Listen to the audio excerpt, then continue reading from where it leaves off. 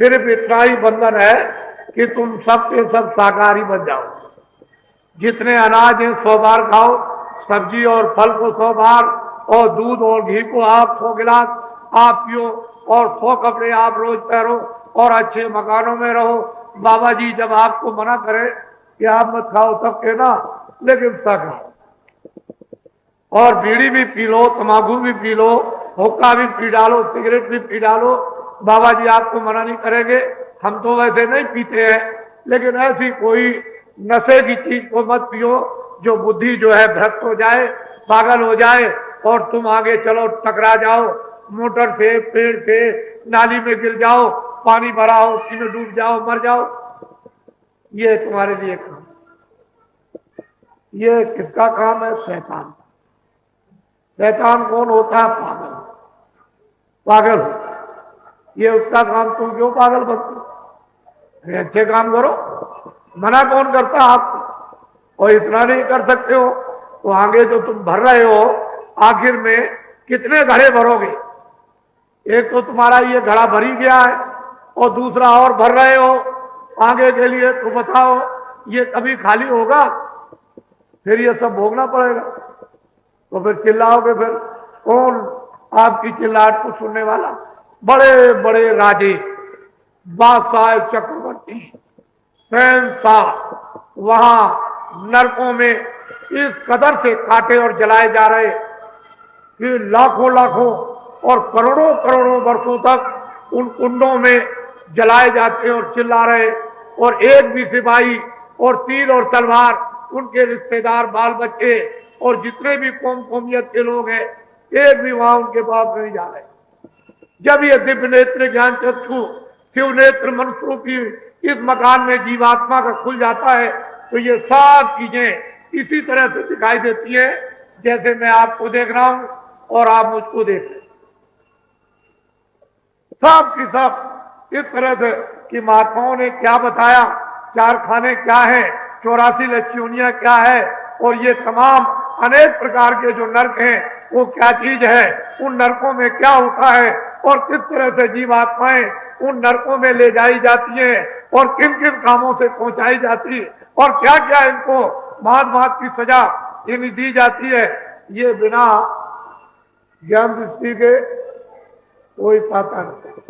और जिसको भी ज्ञान दृष्टि मरने के पहले, मौत के पहले यानी प्राप्त हो गई, उन्होंने सबने उन किताबों ने लिख करके आपके लिए रख दिया, और ये कहा कि ये जो कुछ भी लिखा हुआ है उन महात्माओं से मिलना जिन्होंने उसको प्राप्त किया, उनसे मिलो। ये सब कुछ आपको सही बताएंगे, और उनकी बात को तुम अच्छी तरह से सुनना, समझना, अमल करना, और जो रास्ता बताएं उस पर चल देना, खुशी खुशी प्रसन्नता के साथ और तमन्ना से, और निकल कर तुम भी उसको देखो। तो आपको तो ये कुछ मालूम नहीं, और यहां वैसे डडोरत पीते बेमतलब, यानी पत्थर से पत्थर को टकरा रहे। इस शरीर को पत्थर बना दिया और पत्थर से टकरा रहे, और मिलने वाला क्या? कुछ। अरे भाई ऐसा समझ बूझ करके करो। 5 तत्वों का ये शरीर है, जल, पृथ्वी, अग्नि, वायु, आकाश। तो आप इन तत्वों की जो कमी हो उसको तो आप पूरा कर लो, कौन मना करता? लेकिन यह है कि उन तत्वों ही को खत्म कर दोगे तो ये क्या करेगा? ये तो जड़ है। जीवात्मा की चेतनता से चेतन हो रहा, आंख चल रही, कान सुन रहे, बाणी बोल रही है, हाथ पैर इधर हिल रहे, लेकिन जब जीवात्मा निकाल दी जाए तो ये क्या है? मिट्टी। इसका क्या मूल है?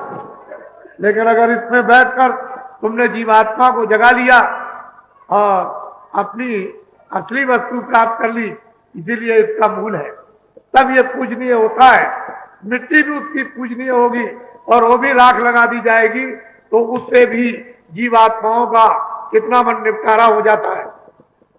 लेकिन आप लोग ये सब चीजें सुने समझे, महात्माओं को सब तरह का उपदेश आता है, चाहे वो राजनीति हो। आपको राजनीति जानते नहीं हो, वैसे कहते हो कि मैं राजनीति जानता हूं, लेकिन राजनीति आपको मालूम नहीं। ना आपको कर्मनीति मालूम, ना आपको धर्मनीति मालूम, ना आपको गृहस्थ नीति मालूम, ना आपको समाज नीति मालूम, और ना आपको मुसलमान ईमान नीति मालूम, और ना आपको दया नीति मालूम। तो कुछ नहीं है, इसको तो जानवर बना दिया।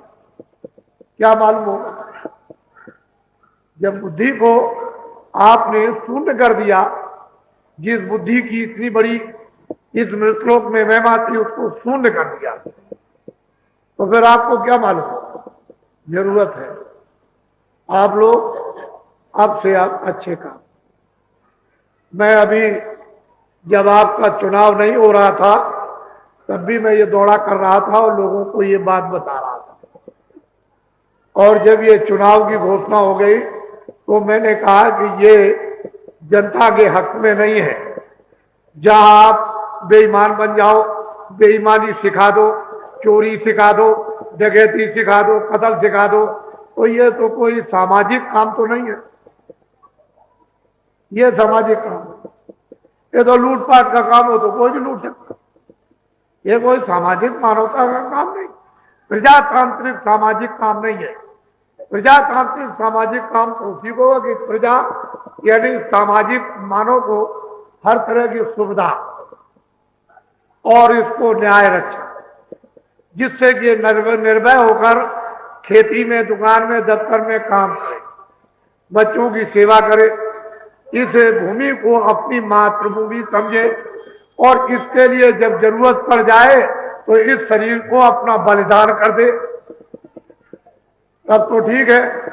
लेकिन अगर ये कहा जाए कि मातृभूमि के लिए तुम बलिदान हो जाओ, तो कोई भी बलिदान नहीं होगा। लेकिन धन और दौलत के लिए तो तुम यानी बलिदान हो जाओगे। वो तो चोर भी बलिदान होता, डकैत भी बलिदान हो जाता, क्योंकि जब डकैती चोरी करने जाएगा और मुकालमा हो जाएगा तो मारा जाएगा, तो भी। लेकिन मातृभूमि के लिए बलिदान तो नहीं हुआ, वो तो वस्तु के लिए बलिदान अज्ञान में हो गया, ये किसी को मालूम नहीं। तो महात्माओं के पास सब तरह का पाठ ये आपको मिलेगा, हर तरह का बोध मिलेगा, हर तरह की शिक्षा मिलेगी, हर तरह की दिशा मिलेगी, और हर तरह का उपाय आपको मिलेगा। ऐसा कोई उपाय निदान नहीं जो ना हो सके। मैं पहले बोलता रहा कि भाई पंजाब में इतनी घटना हो रही है, आओ मैं तुमको रास्ता बता दूं, 15 दिन में समाधान कर देना उस रास्ते से, ये सारी घटना बंद हो जाएगी। खुल्लम खुल्ला चिल्लाता रहा और आपने सब जगह सुना, और अब भी कहता हूं इसमें कुछ नहीं है। मैं तो यही कहना चाहता हूं कि अगर लोग विचारमान और विचारशील होते और ये समझते कि पंजाब की समस्या का यानी अभी तुरंत शीघ्र उसका साल और समाधान हो जाए, तो एक पंजाबी को आप प्रधानमंत्री बना देते, बस सारा मामला खत्म, बात ही खत्म। सारी आग जो जल रही थी वो खत्म हो जाती। जैसे मान लीजिए कि ऊपर से बर्फ गिरा दी और ये जला हुआ है, अंदर ठंडा हो गया, ये सब ठंडा हो गया। अरे महात्माओं के पास सब समाधान। अगर इस देश को तुम खंडित नहीं करना चाहते तो जिन्ना को तुम प्रधानमंत्री बना देते, वो पूरब का बांग्लादेश और पश्चिम का पाकिस्तान, ये सारा का सारा भारतवर्ष अखंडित रहता। गजब कर दिया। अरे अभी तुम ना इस बातों को सुनो और समझो, और ये तुम्हारे पास खबरें नहीं पहुंच रही, इससे ये मालूम हो रहा है कि तुम्हारा राज खून हो गया। समय समय पर महात्माओं ने जब बड़े बड़े राजाओं को शिक्षा दी है, और जब उनको वो ठोकर और धक्का लगी तो वो दौड़ पड़े। तो आप लोग ये बात समझो, महात्मा किसी के दुश्मन नहीं होते।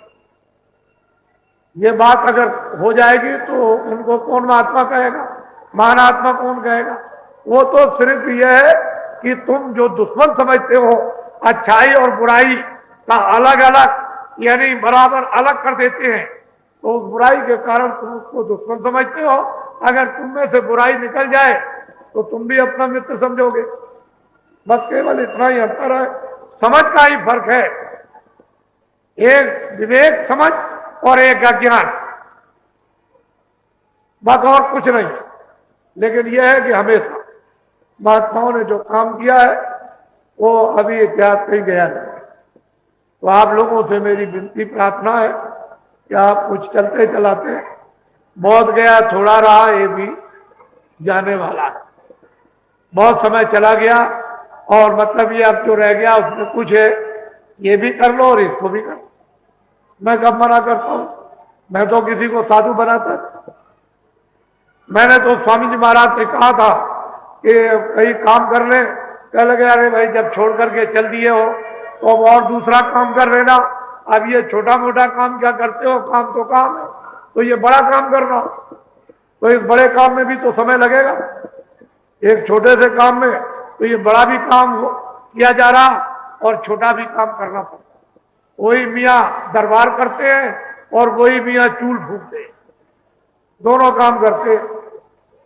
तो असली चीज ये है कि इसको समझो और नामदान ले लो, ये बड़े सौभाग्य की घटना, ये अमोलक वस्तु नहीं मिलती।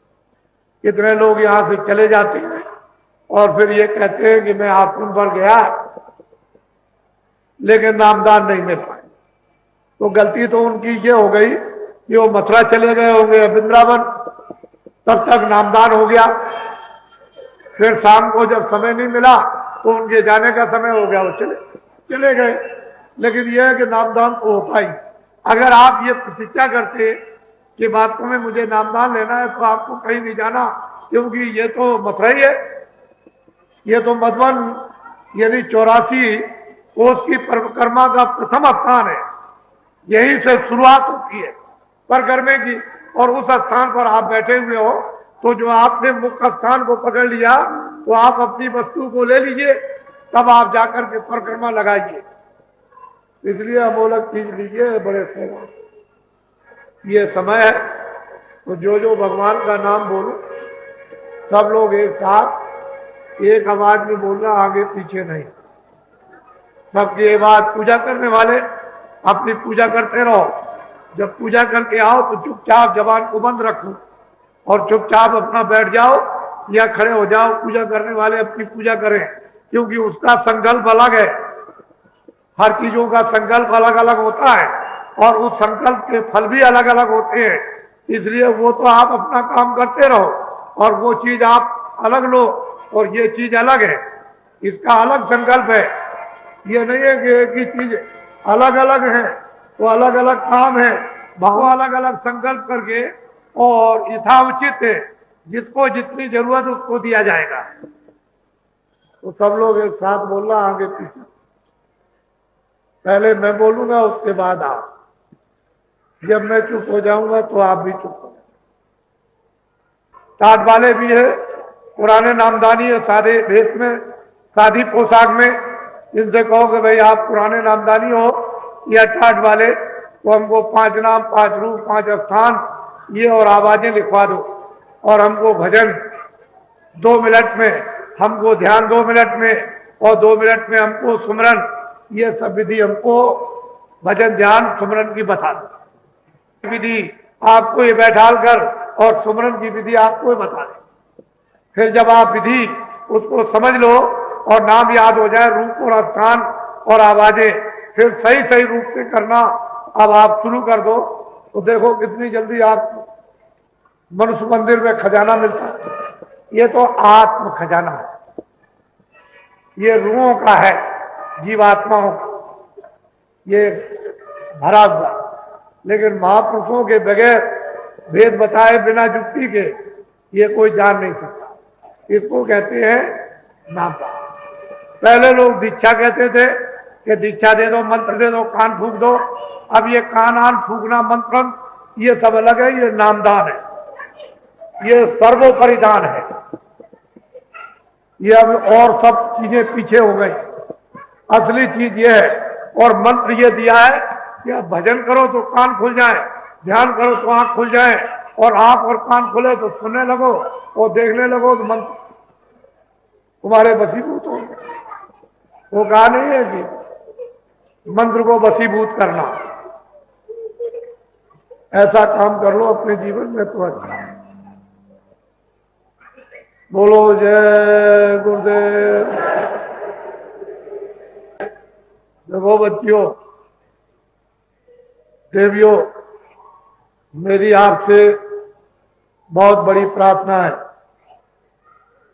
कि अपने अपने पतियों को जो 40 सालों से बुद्धि जो ये दान में देते रहे, बुद्धि को गलत स्थानों पर बेचते रहे, अब की बात ये ढंढोरा हमारे आगे आने वाले खंड में बचेगा कि देवियों को बताया जाएगा कि बुद्धि को अपने अपने पतियों की बेचने मत देना।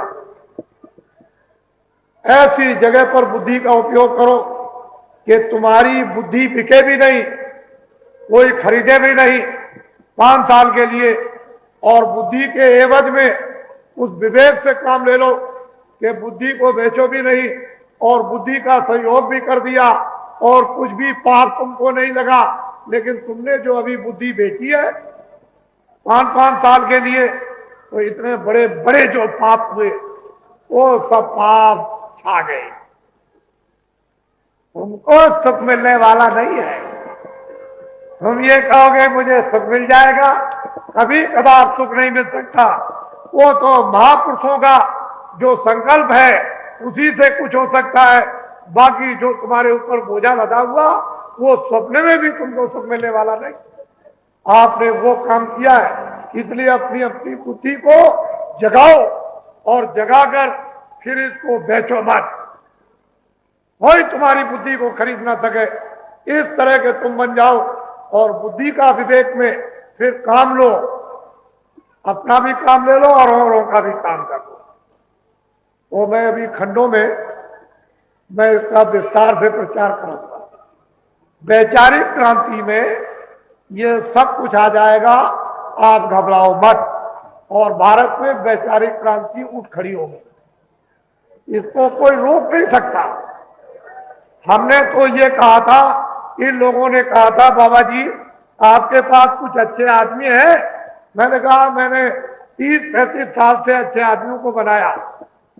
कल आप कहोगे कि बाबा जी आपने तो हमको अच्छे आदमी नहीं बताए थे, नहीं तो मैं अपनी बुद्धि का जरा सा प्रयोग कर लेता और बुद्धि से परीक्षा ले लेता, तो मैंने तो आपके सामने खड़ा कर दिया और ये कह दिया कि जब तुम्हारी इच्छा हो तब तुम इनकी परीक्षा कर लेना, जब तुम्हारी इच्छा हो तब परीक्षा कर लेना। मैंने कुछ नहीं कहा, तुम्हारी इच्छा हो, अपने अच्छे आदमी, अब तुम जैसा चाहो, इधर परीक्षा करना चाहो इधर करो, इधर परीक्षा करना चाहो उधर करो। इधर परीक्षा करोगे बुद्धि बिकेगी नहीं, कोई खरीद नहीं सकता है। उधर परीक्षा करोगे बुद्धि बिक गई। जब आपने बुद्धि और अकल को बेच दिया तो तेरे पास इंसान क्या रह गया? तू बिकी हुई अकल और बिकी हुई बुद्धि से भगवान का स्मरण और खुदा की तो इबादत कैसे कर सकता है? ये सोच तो कम से कम, क्योंकि तूने तो अपनी अकल को बेच दिया और बिकी हुई अकल घुट्टा टेक दिया कि रोजी रोटी हमको दे दो। अरे गुनहगार काफिर इंसानों से रोजी रोटी और काफरों से मांगते हो।